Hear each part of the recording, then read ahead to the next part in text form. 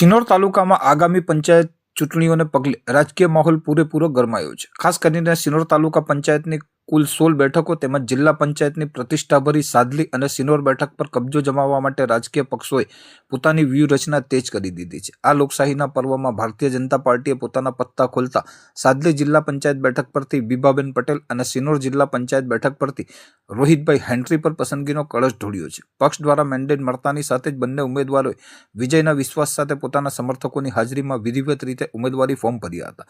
સિનોર તાલુકા સેવા સદન કચેરી ખાતે યોજાયેલ આ ઉમેદવારી પ્રક્રિયા દરમિયાન ભાજપનું ભવ્ય શક્તિ પ્રદર્શન જોવા મળ્યું હતું। તાલુકાના ખૂણે ખૂણેથી મોટી સંખ્યામાં કાર્યકરો અને સમર્થકો ઉમટી પડતા સેવા સદન સંકુલ જય શ્રીરામ અને ભારત માતા કી જયના નારાઓથી ગાજી ઉઠ્યું હતું। કેસરિયા ખેસ અને ટોપીઓ સાથે કાર્યકરોના ઉત્સાહને કારણે સમગ્ર વિસ્તાર જાણે રાજકીય રંગમાં રંગાઈ ગયો હોય તેવા દ્રશ્યો સર્જાયા હતા। આ મહત્વપૂર્ણ પ્રસંગે સ્થાનિક ધારાસભ્ય અક્ષયભાઈ પટેલ અને વડોદરા જિલ્લા ભાજપના મહામંત્રી જયદીપસિંહ ચૌહાણ ખાસ ઉપસ્થિત રહ્યા હતા। તેઓએ ઉમેદવારોના ફોર્મ ભરાવતી વખતે હાજર રહીને જીતનો વિશ્વાસ વ્યક્ત કર્યો હતો અને પક્ષના કાર્યકરોને એકજૂટ થઈ વિકાસના મુદ્દે ચૂંટણી લડવા આહવાન કર્યું હતું। નેતાઓએ ઉમેદવારોને પુષ્પગુચ્છ અર્પણ કરી શુભકામનાઓ પાઠવી હતી, જેનાથી કાર્યકરોમાં નવો જોમ જોવા મળ્યો હતો। આગામી દિવસોમાં હવે પ્રચાર પ્રસાર વધુ તેજ બનશે અને મતદારો કોના પર પસંદગી ઉતારે છે તેના પર સૌની મીટ મંડાયેલી રહેશે।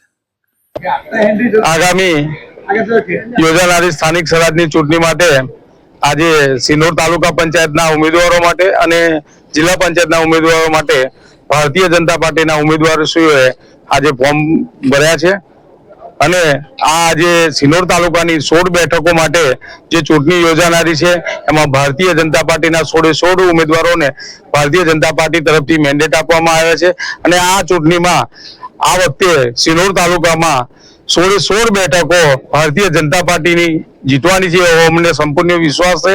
ગામે ગામથી એવો સારો એવો પ્રતિસાદ મળ્યો છે અને બધા જ લોકોને સાથે રાખી, બધા કાર્યકરોને સાથે રાખી ઉમેદવારો પસંદગી કરવામાં આવ્યા છે। આ ગુજરાતની સરકાર અને કેન્દ્રની સરકાર અને તાલુકા પંચાયત હોય કે જિલ્લા પંચાયત હોય એ બધી જ ભારતીય જનતા પાર્ટીની સરકાર રહી છે। એના જે વિકાસના કામો જે તાલુકામાં થયા છે એના સીધો ફાયદો અમને ભારતીય જનતા પાર્ટીને મળવાનો છે।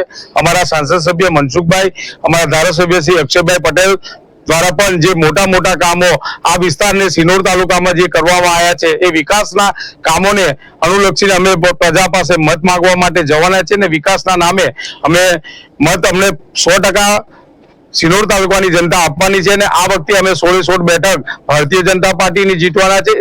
સાથે સાથે 2 જિલ્લા પંચાયતની બેઠકો પણ છે, સિનોર અને સાદલી, એ પણ બંને બેઠકો આગામી વર્ષે પણ અમારી જ હતી અને આ વખતે પણ અમે જાળવી રાખવાની બંને બેઠકો પર ભારતીય જનતા પાર્ટીના ઉમેદવારોનો વિજય થનાર છે।